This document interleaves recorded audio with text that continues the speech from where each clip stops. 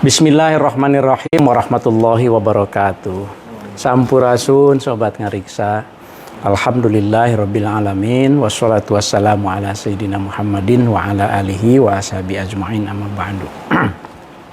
Sobat ngariksa, alhamdulillah pada malam ini kita bisa live lagi ini tayangan ngariksa ngaji manuskrip kuno Nusantara.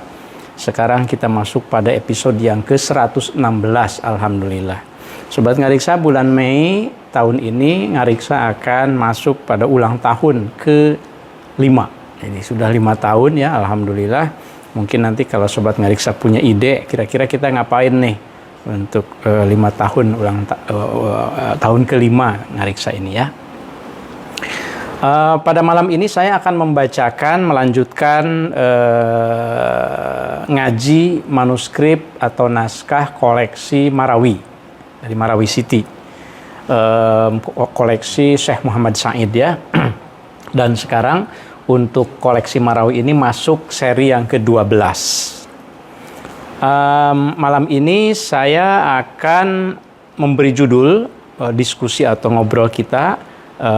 Saya memberi judul Ingatan Bersama Naskah Nusantara. Jadi kolektif memori ya, ingatan bersama atau memori kolektif kita kadang-kadang menyebutnya.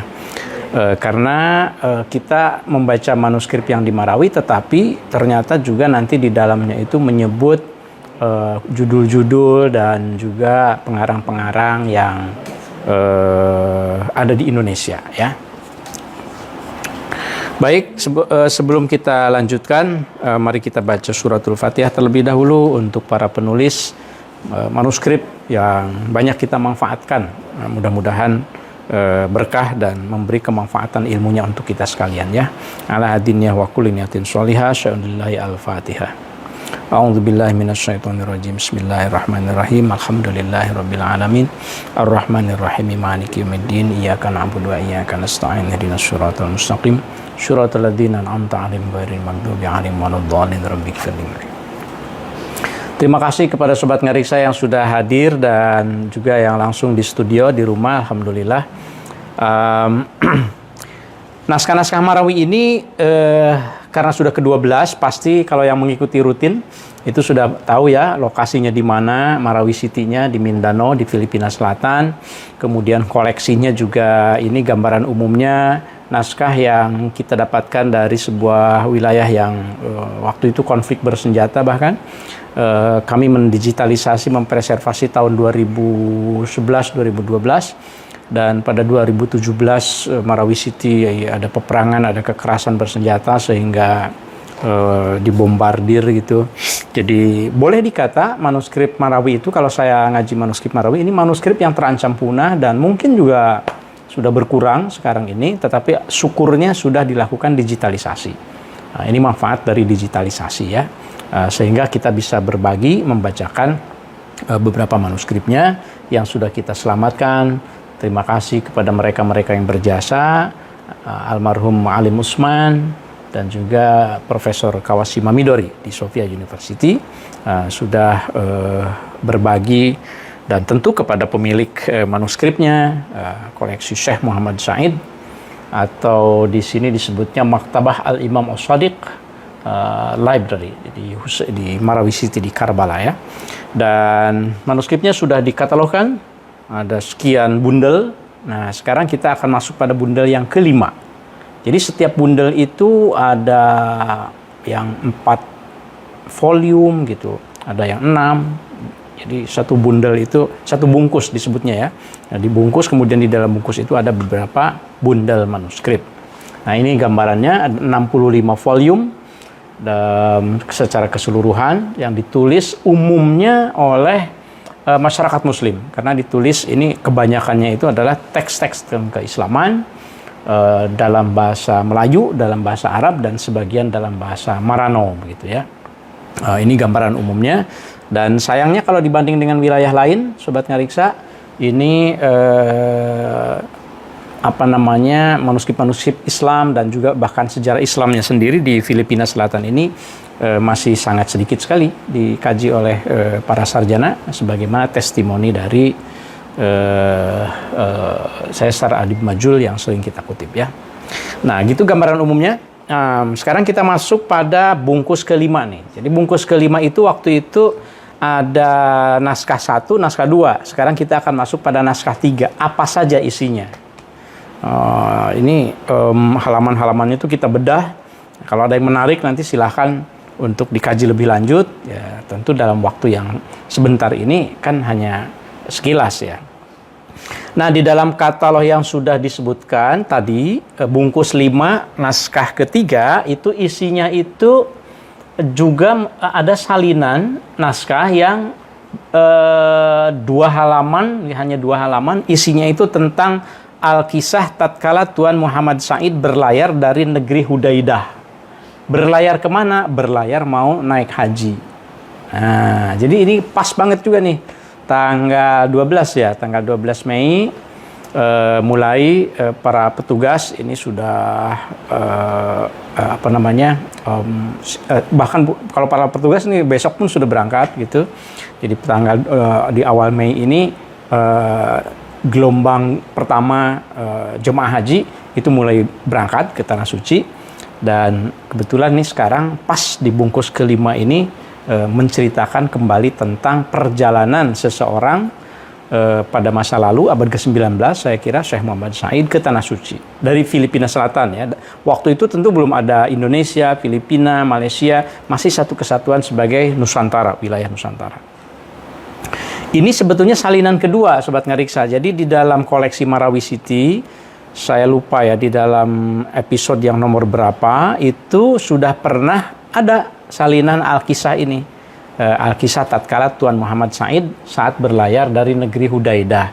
Nanti ada yang berikutnya itu tentang, karena menyatu ya, tentang puasa Ramadan, tentang takwim. Takwim itu penanggalan, jadi penanggalan awal bulan Hijriah, dan kemudian tentang 5 masalah. Jadi dalam satu naskah saja ada 3 teks utama, ya kan? Ya, kalau mau diteliti satu persatu itu sangat potensial sekali. Sobat Ngariksa, saya lupa menginformasikan bagi Sobat Ngariksa, sekedar informasi saja. Jadi kita sudah punya grup nih, grup Sobat Ngariksa. Beberapa sudah bergabung. Mahasiswa yang sedang tertarik menulis manuskrip pun bergabung. Ini nanti akan mudah-mudahan bisa memperkuat masyarakat pernaskahan Nusantara nih. Jadi saya buatkan grup Sobat Ngariksa. Bagi yang bergabung di grup itu, setiap saya tampil, mendapatkan informasi duluan paling tidak gitu ya. Dan PDF yang saya buat ini, semuanya itu sudah dibagikan untuk Sobat Ngariksa di grupnya. Jadi silakan kalau mau bergabung, tapi jangan lupa juga berkontribusi. Nah, kalau mungkin mau mengusulkan tema apa untuk tema berikutnya di episode berikutnya ya. Nah, jadi saya ingin mengingatkan yang Ngariksa episode ke-93, mungkin Sobat Ngariksa pernah melihat halaman ini. Ini halaman yang teksnya itu ya Al-Kisah itu tadi. Nah, mengapa disebut Al-Kisah? Karena di sini memang bunyinya Al-Kisah tatkala Tuan bisa Tun Muhammad Said berlayar dari negeri Hudaidah dan seterusnya itu ya.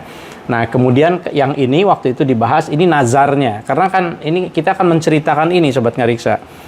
Perjalanan haji pada masa lalu itu kan tidak semudah sekarang. Nah, dulu itu kalau orang mau berangkat haji melalui laut, dan fasilitasnya juga termasuk dari Indonesia masih amat sangat terbatas ya. Naik di Tanjung Priuk berdesak-desakan, sangat tidak nyaman gitu. Kalau membaca buku haji di masa silam, Ongri Sambetloa, itu kita bisa menjumpai beberapa motif cerita ketika naik haji itu kapalnya dihantam badai misalnya gitu ya. Ini juga begitu. Makanya nanti akan kita ketahui nih dihantam badai. Kemudian kalau yang salinan ini ada nazarnya. Kalau seandainya saya selamat bisa naik haji kemudian balik lagi ke Maguindanao, Filipina Selatan, maka saya akan melakukan 1, 2, 3. Itu nazarnya. Tapi nazarnya dihapus. Jadi nggak bisa kebaca secara detail itu ya. Nah, motif di dalam maksud saya motif itu ini model gitu ya. Motif cerita tentang orang yang naik haji kemudian di tengah jalan dihantam badai itu bukan hanya di manuskrip saja, Kalau kita lihat nih, bagi teman-teman yang gemar dengan karya sastra Melayu klasik misalnya, kalau membaca karya lengkap Abdullah bin Abdul Qadir Munsyi, di situ juga kita bisa dapatkan cerita pengalaman yang menegangkan bahkan. Karena kan diceritakan secara dramatis gitu ya. Selama pelayaran di tengah laut, akibat ada badai ombak atau ada angin topan yang dialami oleh para peziarah ibadah haji. Barangkali kalau sekarang naik pesawat paling ada turbulence sedikit begitu ya. Nah kalau dulu ya naik kapal kan. Dan kemudian di sini diceritakan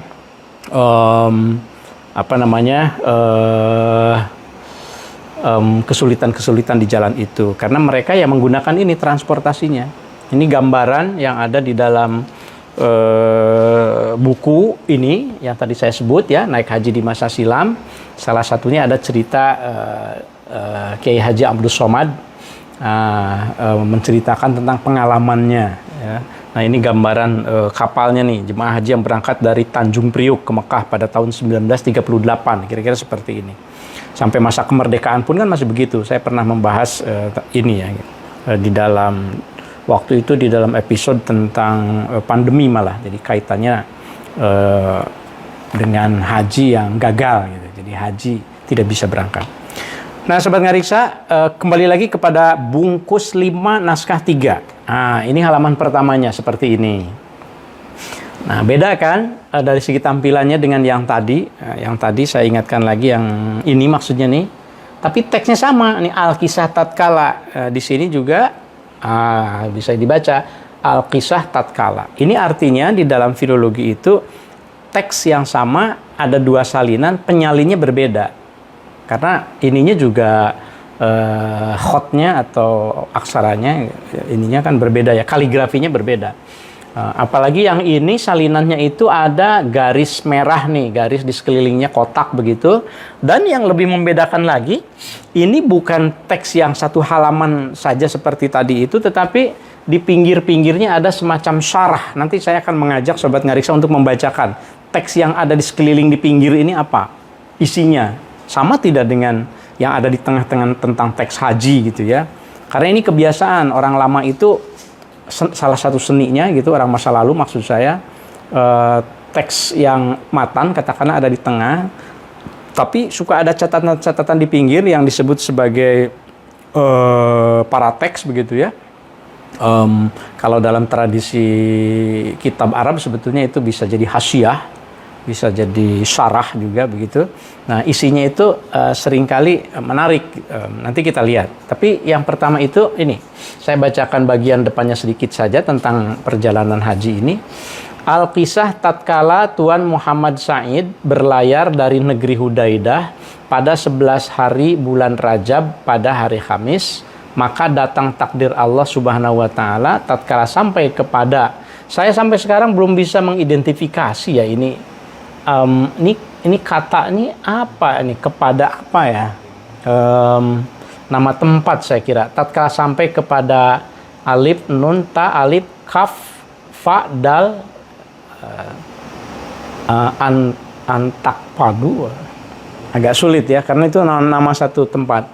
Dengan seseorang yang bernama Ibrahim, maka datanglah ribut yang amat keras, maka lalu pecah perahu tempatnya kepada menumpang kepada 6 likur hari bulan Rajab.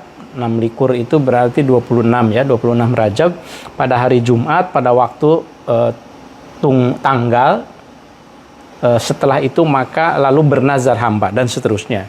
Jadi kira-kira pokoknya ada seseorang yang bernama Syekh Muhammad Said atau Tuan Muhammad Said. Nah pertanyaannya siapa beliau itu? Nah tentu agak kesulitan mencarinya karena ini datanya sangat terbatas, tapi kira-kira Tuan Muhammad Said itu seorang ulama Melayu Mindanao awal abad ke-19.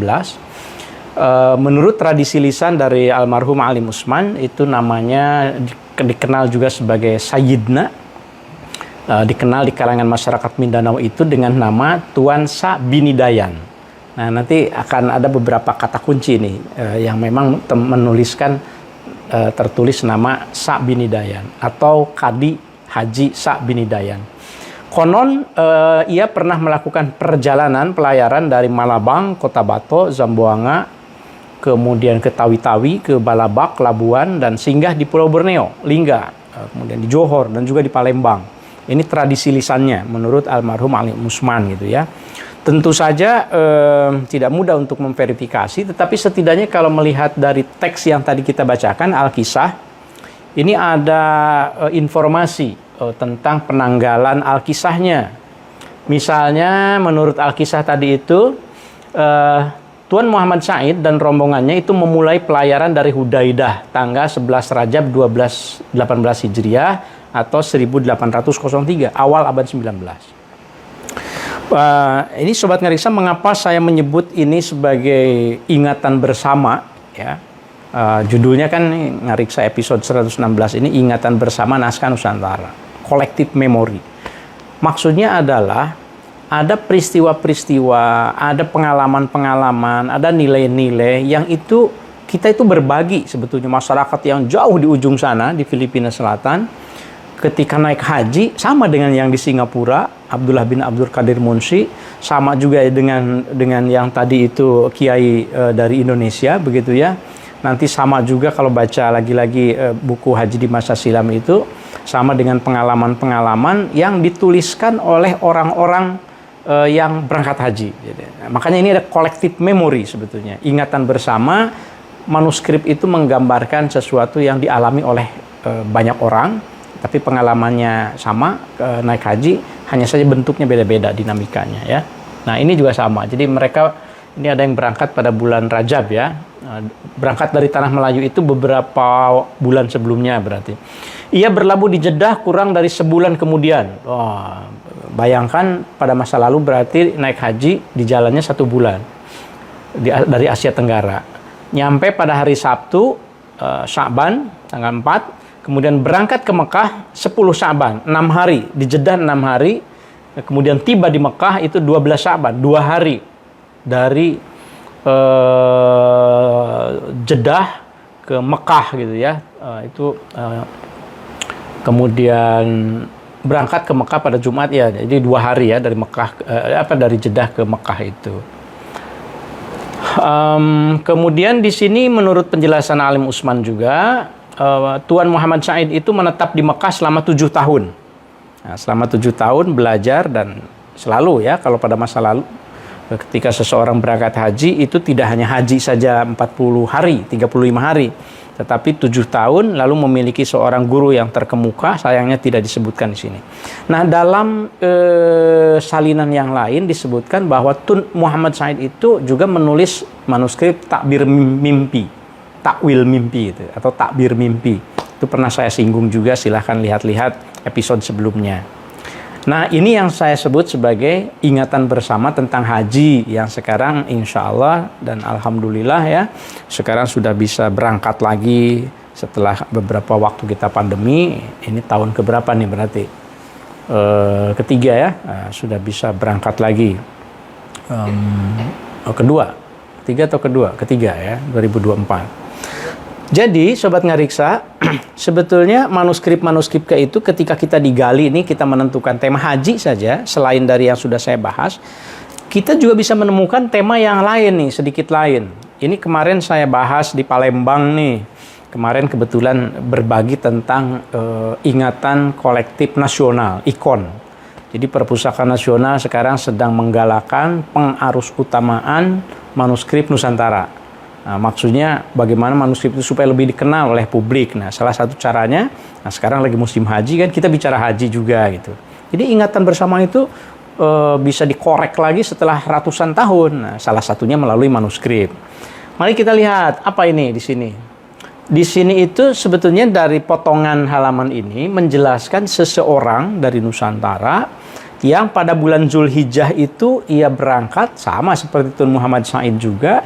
Tetapi ia tidak menceritakan kesulitan di jalan, justru ia menceritakan ketika di sana itu dia khataman kitab gitu, berguru kepada seseorang. Nah, kalau kita baca di sini depannya, falamma darasa fi syahri Dzulhijjah, ketika ia belajar pada bulan Zulhijjah ilmu tauhid, Ini mu'allifuhu. Lagi-lagi kalau nahwu sorobnya barangkali nanti perlu ditahqiq ya. Hadara fi darsihi, hadir di dalam majelisnya itu aksar ulama Mekah, kebanyakan ulama Mekah, wa Misr, dari Mesir juga, al maujudina fi Makkah al musyarrafah. Ia menceritakan bahwa pada bulan Zulhijjah, biasanya sih sebelum hajinya, setelah haji saya kira ya, biasanya setelah haji kemudian masih di bulan Zulhijjah. Ia menceritakan kumpul ulama dari Nusantara, dari Mekah, dari Mesir juga gitu. Nah, lalu ia bilang, wa ana al-faqir ilallahi ta'ala Abdus Samad ibnu Abdurrahman al-Jawi Palimbani. Nah, jadi ia menceritakan bahwa saya, Abdus Samad al-Palimbani, ikut ngaji di situ. Hadir katanya. Hadir ma'ahum min awalil kitab ila akhirnya. Jadi ia menceritakan bahwa aku punya ingatan bahwa aku belajar bersama para ulama yang lain di Mekah begitu, dan waktu itu ia belajar kitabnya itu dari awal sampai akhir. Ini Syekh Ad-Damanhuri yang diceritakan sebetulnya di sini, halaman ini tidak menyebutkan ya, pokoknya dia adalah Abdul Samad Al-Palimbani. Nah, kira-kira seperti itu apa yang diceritakan di dalam halaman itu. Nah, ini tadi lanjutan dari halaman tentang Al-Kisah ya, Sobat Ngariksa.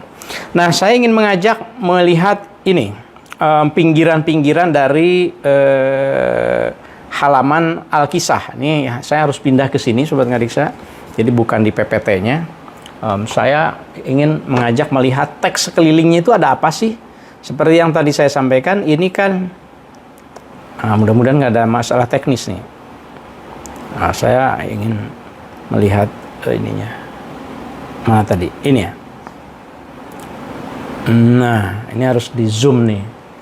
Ini kan di sekelilingnya ada teks. Dari mana dulu kita membacanya? Mungkin dari sini ya. Coba. Kalau yang ininya sudah tahu, Al-Kisah Tatkalatun Muhammad Said. Coba saya putar. Nah, begini kita bacanya lebih enak daripada kepala saya yang mutar kan. Begini kan. Nah, mendingan ininya diputar ya. Nah, coba kita lihat. Ada ingatan bersama apa di situ gitu. Ada memori kolektif apa. Inilah kitab dinamai takwim daripada Baginda Ali dan Baginda Utsman, ijtihad Baginda Ali dan Baginda Utsman asal takwim ini.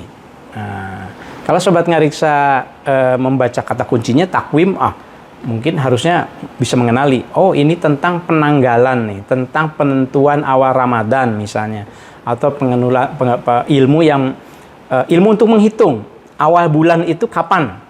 Nah, biasanya kan kalau di kita kan untuk awal Ramadan dan awal Lebaran ya, sebetulnya untuk semua bulan gitu. Nah, ilmunya takwim namanya. Takwim yang nyambungnya itu atau diajarkan, disanadkan kepada Sayyidina Ali bin Abi Thalib dan Baginda Utsman, maksudnya Sayyidina Utsman tentu saja. Lalu kita putar lagi kemana nih? Ini ada teks Arab ya, mana dulu nih? Begini, waduh, miring, waduh. Faman akomaha. Ini sepertinya tentang sholat ya. Kenapa dia jadi miring? Oke. Mana tadi? Di sini nih. Ini Sobat Ngariksa bisa lihat as-sholatu imaduddin faman aqomaha faqad aqomaddin. Nah, ini satu hadis waman taroka faqad hadamaddin, tentang pentingnya sholat ya. Kemudian apalagi yang Melayunya, mana yang Melayu tadi? Ini muter-muter jadi lupa nih asalnya yang mana tadi. Ternyata tidak semudah itu ya. Tadi yang dibaca inilah kitab.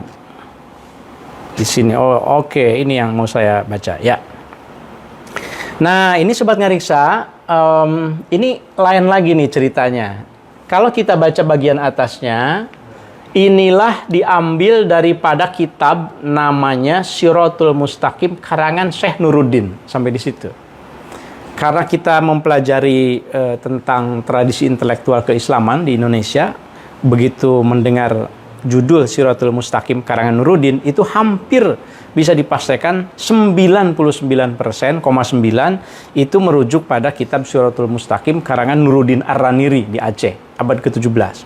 Ini adalah kitab fikih ibadah Melayu pertama. Maksudnya kitab ibadah dalam bahasa Melayu yang pertama ditulis oleh ulama Nusantara, dalam hal ini Nuruddin Ar-Raniri. Jadi, bayangkan, ini saya ingin mengajak Sobat Ngarisa membayangkan, ini naskah ini disalin di Marawi City, di Filipina Selatan. Tentu oleh orang di sana pada abad ke-19. Yang dikutip itu bukan Kamakola misalnya siapa Al-Ghazali di Mekah atau di Persia misalnya, atau di mana begitu ya. Tetapi Kamakola itu Kamakola Nuruddin Ar-Raniri fi Siratil Mustaqim. Jadi ada ingatan bersama tentang ajaran fikih yang dibahas di kalangan masyarakat Filipina Selatan itu, yang merujuknya itu ingatan bersama itu kepada wilayah Indonesia, ya, Aceh dalam hal ini ya. Nah, apa isinya? Ya ini yang ada di sini. Sebermula wajib puasa bulan Ramadan itu dengan genap bulan Sya'ban 30 hari. Nah, artinya ini kan tentang takwimnya tadi itu. Jadi penggalan-penggalannya itu ada hubungannya sebetulnya. Yang tadi namanya kan kitab takwim, kemudian ini diambil daripada satu Siratul Mustaqim. Apakah hanya itu? Kita lihat pinggirnya di sini tentang bulan Sya'ban sama. Kemudian halaman berikutnya juga, ini juga tentang Sya'ban sama ya. Kalau kita lihat ini nyambung nih. Maka janganlah kamu puasa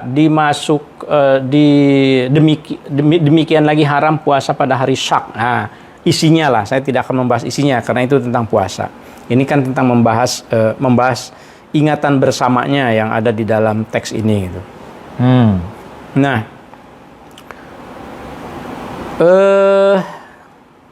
sementara kita balik dulu ke sini, ke slide-nya lagi. Ini zoom-nya agak kurang lancar ya. Tidak bisa ngecilin, hanya bisa gede. Ngecilin laginya bagaimana?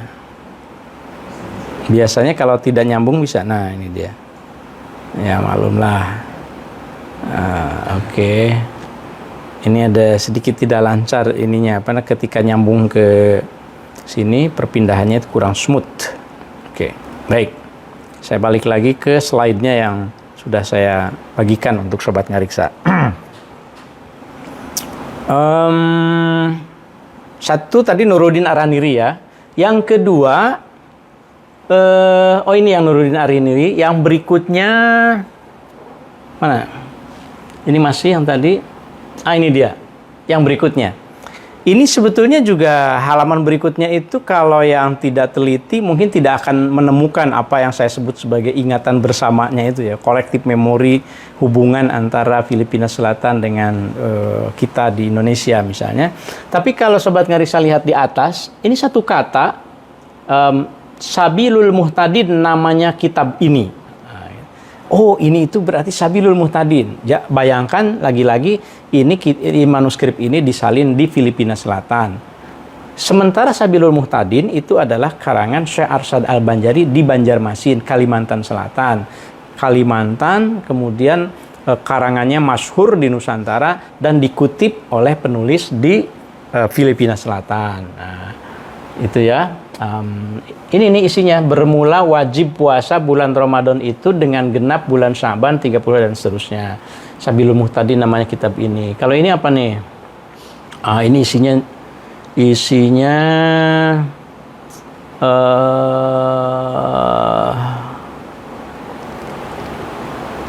ya hadisnya ya. Barang siapa puasa pada hari Syak dan seterusnya. Oke, itu bukan bahasan kita. Nah sekarang, ini yang ada di bawah ini, kalau di sininya tentang puasa, yang ada di bawahnya coba kita lihat, ada catatan kecil bunyinya itu, bermula yang menyurat kitab ini Imam Sabayang. Imam Sabayang. Apa nih, kesininya Bapak Tawahid atau Tuan sangat hina sedikit ilmunya dan amalnya kurang akalnya. Jadi ini ada nama orang yang apa namanya identitas begitu, seseorang, identitas si penulisnya. Nah, jadi kalau dalam konteks penelitian sebetulnya ini bahan yang keren banget nih. Kalau saya menemukan ini tuh, ini ternyata yang menyuratnya itu adalah Imam Sabayang. Tinggal dicari tahu siapa Imam Sabayang itu. Nah, tadi kan kita sudah membahas Tun Muhammad Said, tinggal dihubung-hubungkan begitu ya. Dan biasa kalau seseorang menulis itu, kalau dalam tradisi Islam itu kan kalau bahasa Arabnya itu al-faqir, al-mudnib, ar-roji ila afi rabbihil karim, dan seterusnya. Jadi tawadu ini juga sama. Tuan sangat hina, sedikit ilmunya dan amalnya, kurang akalnya. Ya. Di sini berarti penulisnya. Kemudian kita lihat lagi halaman berikutnya. Di sini ada, kalau kita melihat catatannya, al-ilmu ruhul a'mal, al-amal bila amalin la yufidu, wal ilmu bila amalin junun. Jadi kalau ini bukan merujuk pada kitab apa atau pengarang siapa, tapi ini kutipan semacam kata hikmah barangkali ya. Di situ disebutkan bahwa ilmu itu adalah ruh dari segala perbuatan. Al-amal bila ilmin, perbuatan tanpa ilmu la yufidu, tidak akan bermanfaat. Wal ilmu bila amal, sebaliknya ilmu yang tidak diamalkan junun. Apa yang bisa kita lakukan di sini dalam konteks ngaji? Kajian ya dilacak ya, sekarang kan gampang saya kira melacak yang begini, tulis saja mungkin di Google sementara, tapi mungkin ada metode yang lebih baik lagi, tapi biasanya sekarang tuh menulis saja kalimat ini, nanti akan ada informasi awal, ternyata kalimat ini diambil dari mana misalnya gitu ya. Itu bisa kita lacak. Kalau ini apa nih? Dapat diperpegangi mengingat orang tidur. Wah, ini mungkin ada jimatnya juga ini. Oke, kita lewat dulu. Kemudian halaman berikutnya ini masih terkait dengan yang tadi ya. Al-ilmu bi ghairi amalin dzanbun kabirun. Ilmu tanpa amal itu adalah dosa besar. Wal amar bi ghairi ilmin, dan amal yang tanpa ilmu itu dolalun syadidun. Ini terbalik jadi tapi jelas, jadi bisa dibaca. Mengutip dari hadis Rasulullah sallallahu alaihi wasallam, qala Nabi sallallahu alaihi wasallam, ta'allamul ilma, dan seterusnya gitu ya. Jadi kalau yang di tengahnya itu sebetulnya tentang puasa semua sama, tetapi yang di pinggir-pinggirnya itu macam-macam. Saya sering tertarik dengan yang pinggir-pinggirnya itu. Ini juga sama. Ini masih tentang puasa, ya kan? Tapi kalau kita lihat di halaman depannya, ini yang halaman 4. Qala Nabi sallallahu alaihi wasallam, man izdada ilman, barang siapa yang bertambah ilmunya, falam yazdad hudan, tapi tidak bertambah hidayahnya, lam yazdad minallahi illa bu'dan, tidak bertambah kecuali makin jauh dari Allah gitu. Ini juga kan yang kita kenal sekali gitu ya. Nah, kalau di sini saya tampilkan halaman ini karena ada ini satu kata, busrol karim. Saya mencoba melacak ini apa gitu ya, maksudnya busrol karim ini. Bisa jadi mungkin satu karya, judul maksudnya gitu, yang sayangnya tidak bisa kita lacak secara detail. Kalau Sobat Ngariksa tahu, mungkin ada kitab yang berjudul Busrol Karim, barangkali juga bisa bantu untuk menambahkannya. Nah lihat misalnya ini Sobat Ngariksa, petunjuknya bahwa kemungkinan Busrol Karim itu nama kitab. Ini ada kalimat begini, akhodaha fil kitab ismuhu busrul. Kalau ini kan khobar mubtada mestinya ya, ismuhu busrul karim. Jadi mengambil atas penjelasan ini dari kitab yang berjudul Busrul Karim min Makkah al-Musarrafah. Wasahibuha, dan adapun pemilik dari kitab itu bukan muallif ya, ditulisnya sahib. Jadi belum tentu penulis kan. Wasahibuha, dan adapun pemilik dari kitab itu Syekh Yahya. Tapi ini agak aneh nih. Saya pikir tadinya mau menyebut nama, atau mungkin iya nama, tapi ini kesininya itu seperti Yahya, tapi ininya Ulumuddin. Jangan-jangan Ihya Ulumuddin dong. Gitu. Apa namanya, nasabuhu Arabi, Alawi. Nasabnya itu orang Arab, kemudian Alawi, berarti Alawiyin, berarti Ahlul Bait, begitu ya. Ini bisa dipakai untuk melacak, saya kira ya. Baik, Sobat Ngariksa, saya lanjutkan lagi di halaman berikutnya. Ini dari bundel atau bungkus 5 bundel 3 itu isinya tentang takwim tadi. Kalau lihat halaman ini, silakan Sobat Ngariksa bisa lihat dari bahan yang saya kirimkan kalau yang tertarik. Ini sebetulnya adalah kotak-kotak tabel untuk menghitung awal bulan. Diambil dari Taj al-Malik al-Murassah gitu. Ini satu kitab yang ditulis oleh seorang ulama Aceh sebetulnya. Saya ada di dalam di dalam katalog yang kami susun.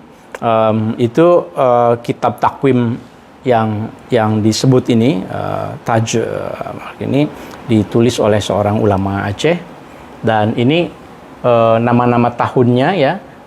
Tahun alif, tahun ha, tahun he, tahun jim, tahun zai, tahun dal, tahun ba, tahun wau, tahun dal, kira-kira begitu. Lalu yang ke bawahnya itu nama-nama bulan, Muharram, Safar, dan seterusnya. Ada ini penjelasannya. Ya, saya tentu bukan ahlinya, jadi saya tidak akan detail banget lah ya. Hanya gambarannya saja. Ini itu penjelasan tabel ini. Fasal pada menyatakan kaifiat mengenal awal hari, bulan atas kaidah yang tersebut di dalam Umdatul Tullab. Tuh. Sebut lagi nama kitab. Jadi sebetulnya apa ya? Kalau sekarang nih membaca karya ilmiah itu di bawahnya itu kan kita sering baca footnote tuh. Kemudian di belakangnya ada bibliografi. Pada masa lalu itu ya semacam ini tradisi akademiknya. Jadi disebutkan bahwa ini bukan sembarangan sumber, tetapi ini diambil dari Umdat At-Tullab. Cuma narasi saja ya. Jadi kita harus bisa mengidentifikasi itu. Umdat At-Tullab itu berarti cara menentukan awal bulan. Sangat diperlukan tentu saja ya. Ini kalau mau detail silahkanlah gitu. Nah, ini nama judul ini nama kitabnya disebut lagi di sini. Kemudian selain itu, kalau kita lihat yang di sampingnya lagi ada informasi lain. Sumbernya inilah diambil Mahali. Itu mungkin ini ada dua kemungkinan. Apakah kitab Al-Mahali yang Jalaluddin Al-Mahali gitu ya, yang memberi syarah kan, Al-Mahali memberi syarah terhadap Minhaj At-Thalibin ya kalau tidak salah. Atau mungkin kitab yang lain bisa jadi. Tapi Al-Mahali menjadi rujukan bagi penulis kitab ini. Kemudian juga ada Bajuri, itu juga kitab Al-Bajuri, Imam Al-Bajuri ya.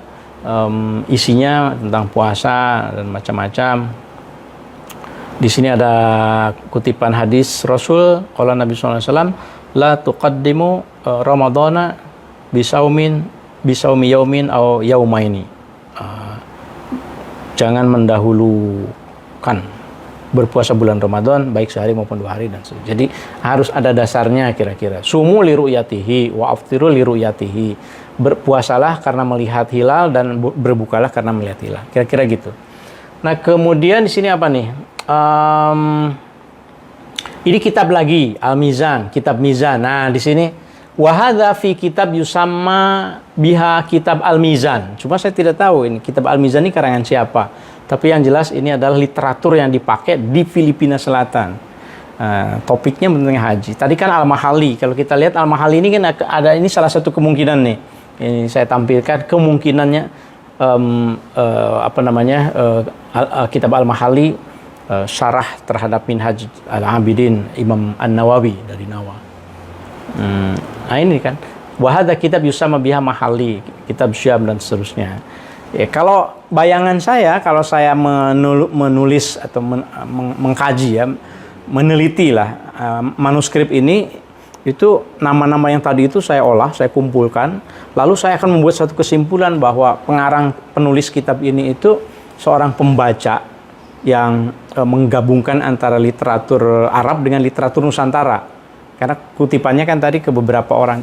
Jadi memori kolektifnya itu tidak sekedar kitab-kitab Arab gitu. Apalagi kalau melihat yang ini, Sobat Ngariksa.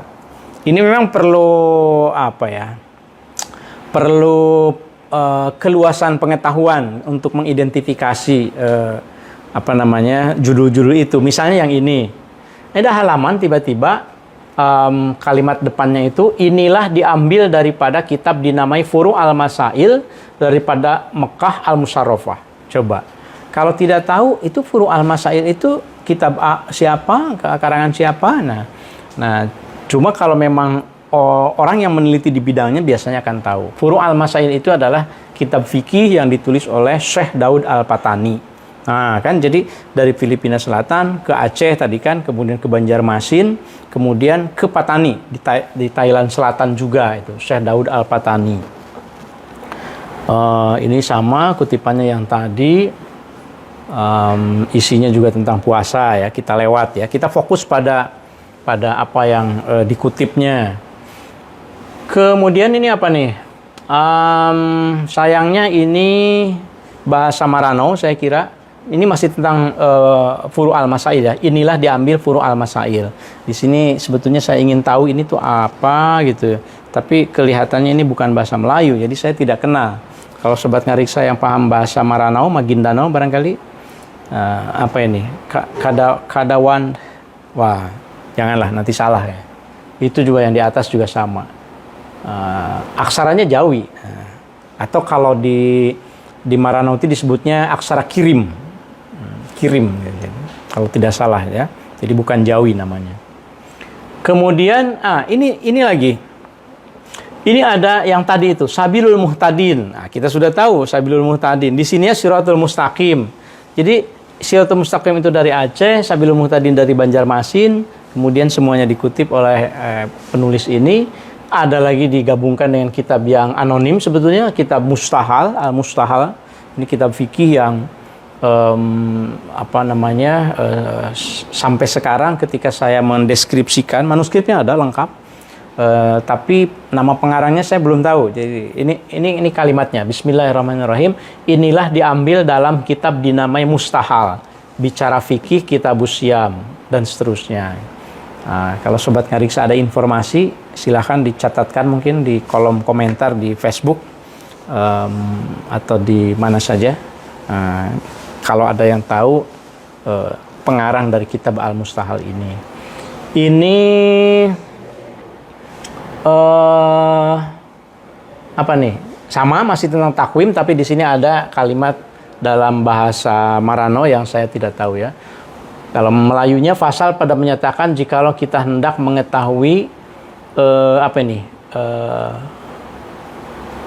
pasal pada menyatakan jikalau kita hendak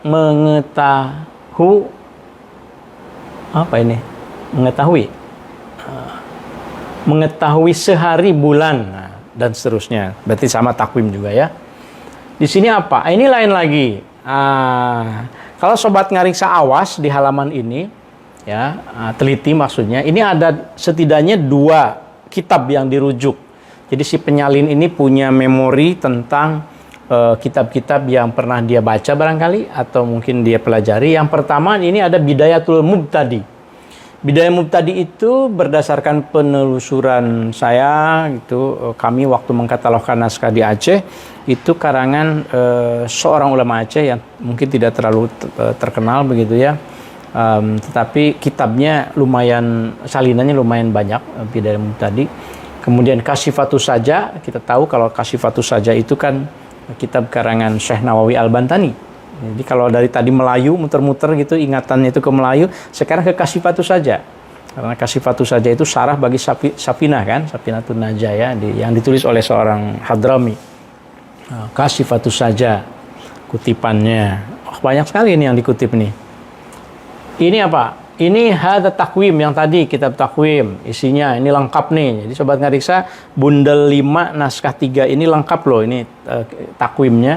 Jadi bagi yang tertarik untuk menelitinya, lumayan sumber yang sangat bisa dipakai. Ini ada kalimat di bawahnya, ini diambil daripada kitab dinamai Bidayatul Mubtadi yang tadi ya. Kemudian ini apanya? Dipunya gelarnya Syafaatullah anak Haji Muhammad Said, negerinya. Anak Haji Imam namanya.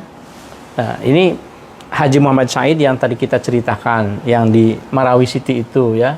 Jadi ada nama-nama pemiliknya. Kemudian, nah ini Sobat Ngariksa, di sekeliling ini, kalau saya memahami itu semacam kesimpulan barangkali ya. Kitab-kitab yang dikutip tadi itu disebutkan di pinggirnya itu, yang pertama apa, kedua apa. Misalnya dari mana ya? Ya saya kira dari sini.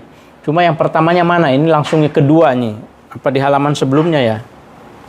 Coba kita lihat. Oh ini dia. Dari sini kita baca nih. Jadi kitab takwim ini beserta tentang puasa, bermula syarahnya ini yang dahulunya 10 kitab. Nah, jadi rujukan dari penulis ini ada 10. Pertama Siratul Mustaqim kan tadi ya, karangan Syekh Nuruddin Araniri. Kemudian keduanya Sabilul Muhtadin, Syekh Arsyad Al-Banjari. Kemudian ketiganya Furu Al-Masail, Syekh Daud Al-Patani. Keempatnya Bidayatul Mubtadi Aceh. Kemudian kelimanya Taj Taj di sini Al-Muluk sekarang ya, Al-Murassa tadi itu. Keenamnya Mahali, ketujuhnya Bajuri, kedelapannya Mustahal, kesembilannya Busrul Karim, kesepuluhnya Kitab Mizan. Nah, itu lengkapnya kira-kira, referensinya lah kira-kira gitu ya. Referensi yang dipakai untuk menyusun kitab tentang fikih tentang puasa ini. Ini apa nih? Sama ya. Nah, yang terakhir Sobat Ngariksa, ini kolofon yang menjelaskan akhir teks ya. Apa nih coba tulisannya? Tun atau Tuan Tun Haji Abdul Malik, manqulah minal kitab al-musamma minhaj al apa ini? Al Ain Mim Dal. Mau dibaca Minhaj Al-Abidin tapi kurang lengkap. Mungkin Minhaj Al-Amd. Nah, ini PR kita. Tapi kalau kita lihat di sininya, ini Imam Sabayang yang tadi itu ya, Syekh Muhammad Said, ini tanda tangannya. Jadi ini identitas pemilik dari manuskrip bungkus 5 yang ketiga ini. Dan di sini juga sengaja saya balik halamannya itu karena ada catatan di atasnya Al-Imamu Khomsun. Imam itu, pemimpin itu ada 5. Al-awalu al-badan wasani ar-ruh. Ini pembahasan tentang anatomi tubuh tapi secara spiritual ya, bukan fisik. Al-awal al-badan wasani ar-ruh wasalis al-aql warabi al-ilmu. Yang pertama itu badan, jadi tubuh kita itu yang ada di diri kita ada badan, ada ruh, kemudian ada akal, yang keempatnya ada ilmu, yang kelimanya ada kalbu gitu ya, hati dan seterusnya. Kemudian ini apa? Sama yang tadi ini terjemahnya ya. Ini tentang takwim juga, dan ini kolofon dari halaman yang menjelaskan tentang harinya barangkali ini. Ya, kolofon yang tadi. Ini melengkapi ilustrasi-ilustrasinya, ilustrasi takwim yang tadi sudah saya bahas. Ya Sobat Ngariksa, jadi tujuan dari saya membacakan ini memang ini hanya membacakan bundel ini sampai supaya Sobat Ngariksa punya gambaran sampai selesai isinya apa gitu ya.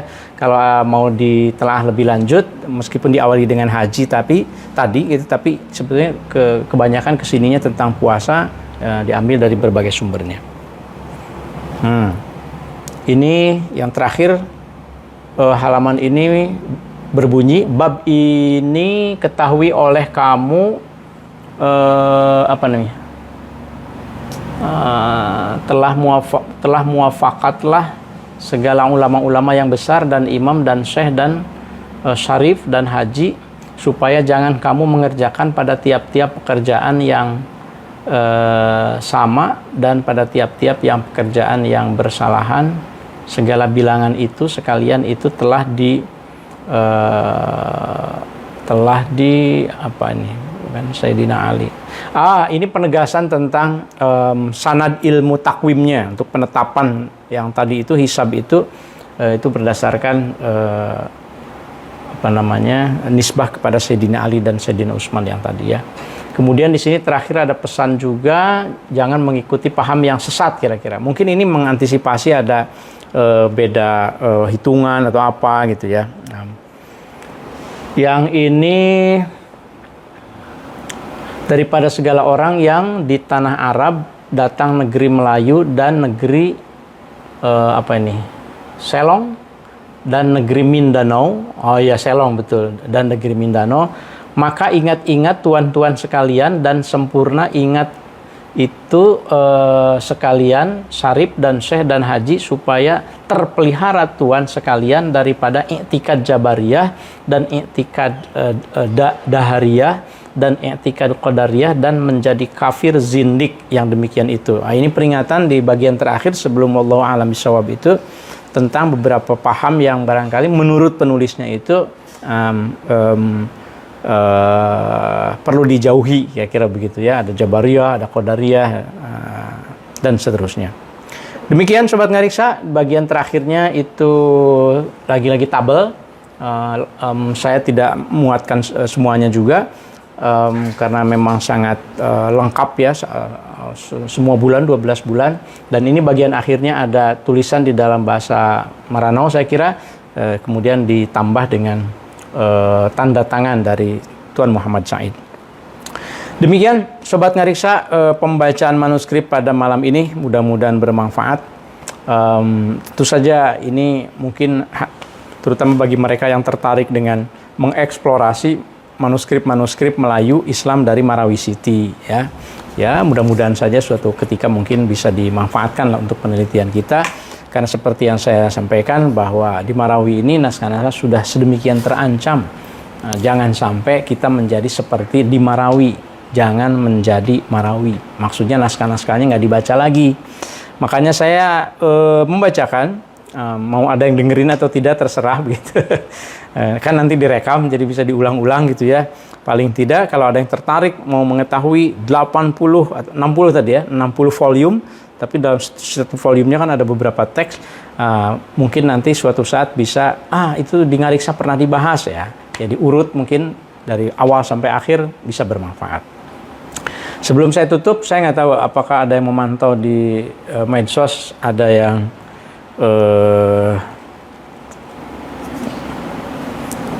kalau di saya tidak bisa melihat langsung ini, Sobat Ngariksa yang ada di medsosnya, coba saya lihat sebentar, barangkali ada yang menyapa. Ternyata tidak ada yang menyapa. Waduh, sedih sekali. Ternyata ada. Terima kasih banyak Sobat Ngariksa yang sudah hadir di mana ini.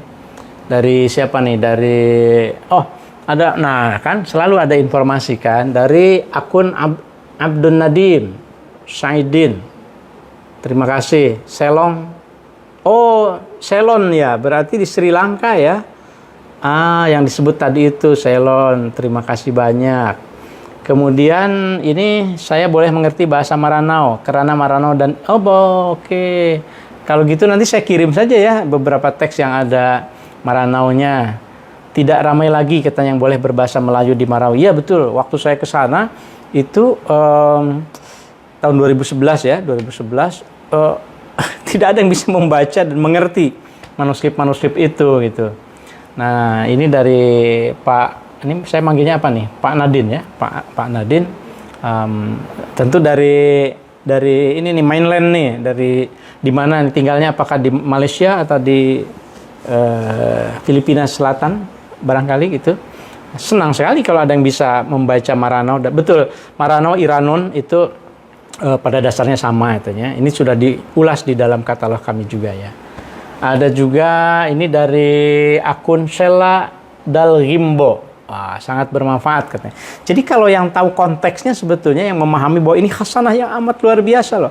Orang Marawi City sendiri, orang Filipina Selatan sendiri sekarang sudah tidak memanfaatkan ini. Padahal ingatan bersama mereka itu sebagai saudara bagi orang Aceh, saudara bagi orang Banjarmasin, saudara ke Palembang, saudara ke Banten bahkan. Saudara dalam pengertian apa? Dalam pengertian keilmuan. Kitab-kitabnya diingat kan gitu. Sama lah kira-kira kayak sekarang kita saudara itu maksud saya tidak saudara kandung ya. Maksud saya kalau sekarang kita menekuni satu bidang lalu kan mengutip nih A siapa B mungkin tidak pernah ketemu dengan orangnya. Tapi ketika kita mengutip orangnya, pemikirannya maka itu menunjukkan ada keterikatan secara keilmuan antara kita dengan mereka gitu ya. Pertanyaan dari Fahmi. Untuk mengakses naskahnya di mana, Pak? Nah, jadi naskahnya itu sudah kami digitalkan di Sofia University waktu itu ya. Tapi di Marawinya juga ada. Tapi karena waktu 2017 kan dibom ya, kita tidak bisa memastikan ada atau tidaknya. Di saya ada. Semua halamannya ada. Makanya saya bisa menyampaikan ini. Dan saya sudah mendapat izin, sudah minta izin untuk berbagi ini, tapi tidak dibagi dalam pengertian di-online-kan secara publik. Tapi ini memang untuk dibagikan secara keilmuan. Jadi kita tuh harus menghargai ya. Kalau pemilik manuskrip itu meminta kita untuk tidak menaruhnya di database secara online, kita harus patuh. Tapi diizinkan untuk dibacakan, diteliti. Salah satunya itu waktu itu kontak person kita kan Dr. Dr. Riwarung ya, Dr. Labi Riwarung di Mindanao State University. Barangkali sekarang sudah pensiun jangan-jangan ya. Nah itu kita bersama-sama teman-teman itu menyelamatkannya, tapi beberapa itu ya memang tidak bisa jadi bisa dari saya ya. Nanti kita japri-japrian ya Mas Fahmi ya. Ini dari Mas Hafiz. Kita ada waktu sedikit ya, 5 menit. Yang menarik adalah adanya kutipan-kutipan ke ulama lain. Apakah itu berarti kitab ulama-ulama tersebut memang dibawa ke Marawi? Atau para orang Marawinya yang mengembara dan belajar ke gurunya di wilayah Indonesia? Ini menarik sekali ini pertanyaannya. Saya jadi ingat satu karya karangan seorang Mindanao yang bernama Abdul Majid Al-Mindanawi. Nah, Abdul Majid Al-Mindanawi ini mengarang sebuah kitab dan dia tuliskan bahwa ia mengarangnya ketika ia ada di Aceh abad ke-19. Artinya dia ke Aceh, kemudian dia belajar. Tapi sampai sekarang saya nggak tahu siapa itu Abdul Majid Al-Mindanawi. Manuskripnya ada di Perpustakaan Nasional di Jakarta, lengkap, bisa dibaca gitu ya. Seingat saya belum pernah ada tuh yang meneliti secara khusus sampai menelusuri siapa Abdul Majid Al-Mindanawi itu gitu. Karena kalau kita baca jaringan ulama almarhum Pak Zumardi Azhar juga belum nyampe ke situ eranya ya. Itu kan abad 17-18. Sementara ketika pusat keilmuan Islam itu ada di Mekah Madinah. Jadi kita ini mengacunya itu ke Mekah Madinah, kitab-kitab itu. Tapi abad 19 Indonesia sudah menjadi pusat waktu itu. Makanya disebutkan ada Aceh, ada Palembang, ada Makassar dan seterusnya gitu. Nah, jadi saya kira salah satunya itu ada yang ke Aceh. Tapi menurut saya kebanyakan itu mereka menulisnya di sana, gitu ya. Jadi bukan berarti kitabnya dibawa. Mereka mungkin juga sebagian belajar di Mekah, ya kan. Kemudian ketemulah dengan Kasyifatus Saja itu, gitu. Atau mungkin ada orang Indonesia yang ke sana, kan dekat kan dari Sulawesi saja kan dekat kan ke sana, gitu ya. Begitu. Iya, ini pertanyaan dari Mas Reza. Ngariksa ada kajian offline tatap mukanya tidak, Prof? Wah, ini lagi pada tatap muka ini. Ada yang sudah lulus mahasiswa nih, Mas Abdurrahman ya. Abdurrahman dulu mahasiswa saya, sekarang sudah lulus, sudah S2 ya?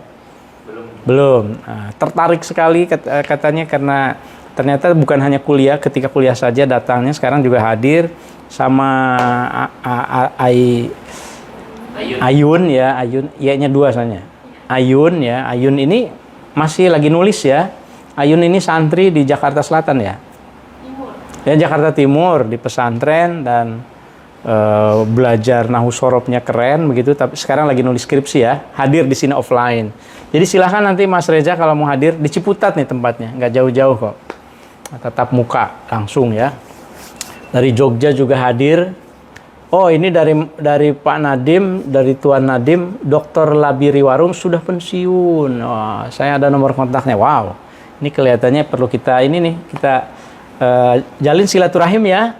Nanti kita jalan-jalan ke sana barangkali siapa tahu masih ada manuskrip yang bisa kita selamatkan bersama-sama. Kemudian kita kaji gitu ya. Aduh, saya merasa terhormat sekali ini ada Gus Isom, Pak Kiai Isom. Alhamdulillah ikut ngaji ngariksa. Ya malulah kalau sama Pak Kiai mah. Sangat bermanfaat kan, menambah ilmu dan wawasan agar lebih bijaksana. Terima kasih banyak Gus Isom di Lampung atau di Jakarta ini Pak Kiai. Nah, saya juga sering mengikuti karena ya, banyak ilmu yang disebarkan oleh beliau ya. Terima kasih banyak. Saya kira gitu ya. Terima kasih banyak. Senang sekali saya bisa berinteraksi. Mudah-mudahan seperti Pak Kiai Isom sampaikan, mudah-mudahan menambah ilmu dan wawasan agar lebih bijaksana. Nah ini kata kunci nih, bijaksana itu. Karena dengan memahami manuskrip itu kan kita memahami penerjemahan Islam ke dalam budaya lokal. Aksaranya saja dilokalkan kan, menjadi Jawi. Kemudian itu mungkin kutipan-kutipan tadi itu seperti tidak ada ininya, rawinya apa gitu ya. Tetapi bayangkan bahwa orang dulu itu punya pengetahuan yang ingin dituangkan, dituliskan sajalah gitu. Nah kita bijak menerima itu, kita bijak memahami bersama-sama, macam-macam lah saya kira ya. Bisa kira. Oh di Lampung katanya Pak Kiai Isom, terima kasih banyak. Oh ini juga Kemas Andi, Pak Kemas Andi Syarifuddin, terima kasih banyak. Kemarin kita bertemu, beliau ini mewarisi manuskrip Kesultanan Palembang, ratusan di rumahnya. Dan salah satunya itu surat-surat ini ya, dari ulama Palembang yang ada di Mekah, bersurat begitu, dalam Jawi, aksara Jawi, ke mana? Ke siapa waktu itu? Ulama yang ada di Palembang ya. Bersurat menceritakan tentang di Mekah saya begini nih, mungkin lagi agak galau begitu. Yang saya bayangkan itu ketika membaca surat itu, ini ditulis kemudian dikirimkannya lewat siapa, dititipkan misalnya ke yang mau pulang, nyampenya kapan gitu. Kalau sekarang kan kita WA, ini aja sekarang saya bisa berbalas-balasan. Padahal dulu itu untuk komunikasi mungkin 1 bulan, 2 bulan gitu. Nah jadi kemarin saya mengusulkan nih ke Mas Andi, yuk kita tulis artikel untuk jurnal internasional. Kita kasih tahu ke orang-orang bahwa Indonesia khasanah manuskripnya dalam bentuk surat ini amat sangat banyak, termasuk sampai ke awal abad 20 ya. Nah, mudah-mudahan bisa bermanfaat ya. Demikian Sobat Ngariksa, sekali lagi terima kasih kepada yang sudah hadir di medsos dan juga hadir secara langsung. Mudah-mudahan apa yang sudah kita bacakan ini akan terus berlanjut. Insya Allah, sekali lagi ini baru bungkus 5, masih ada semuanya itu 18 bungkus. Dan dalam satu bungkus kadang-kadang ada 5 manuskrip, dalam satu manuskrip ada sekian teks gitu. Jadi bersiap-siaplah untuk terus mengikuti Ngariksa. Ini udah tahun ke-5, insya Allah kita akan ulang tahun. Mohon saran dari Sobat Ngariksa juga, kira-kira kita harus ngapain nih selain dari tumpengan gitu ya. Demikian, mungkin sebagai akhir saya akan membacakan refleksi dari Ngariksa seperti yang biasanya kita bacakan ya.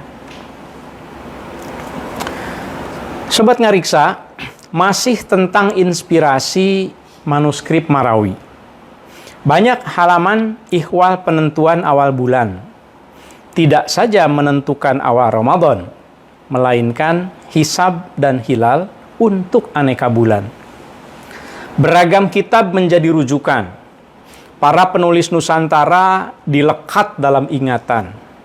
Nuruddin Ar-Raniri dari Aceh, Arsyad Al-Banjari dari Banjarmasin, Daud Al-Patani dari Thailand Selatan, Syekh Nawawi Al-Jawi Al-Bantani dari Banten, selain para penulis dari Arab atau Iran. Manuskrip Marawi adalah ingatan bersama betapa berpengaruh keilmuan para penulis kita. Ingatan yang perlu dijaga agar anak cucu tidak lupa bahwa kita adalah bangsa besar yang sejak lama beraksara dan berbudaya. Salam Ngariksa. Terima kasih banyak Sobat Ngariksa yang sudah subscribe sampai episode yang 115 kemarin. Tadi sore berarti ini subscribernya sudah 6.000 baru, 6.640. Jadi yang belum silahkan, yang mau gabung ke grup Sobat Ngariksa juga silahkan. Hanya yang di grup Sobat Ngariksa itu yang dapat PDF-nya.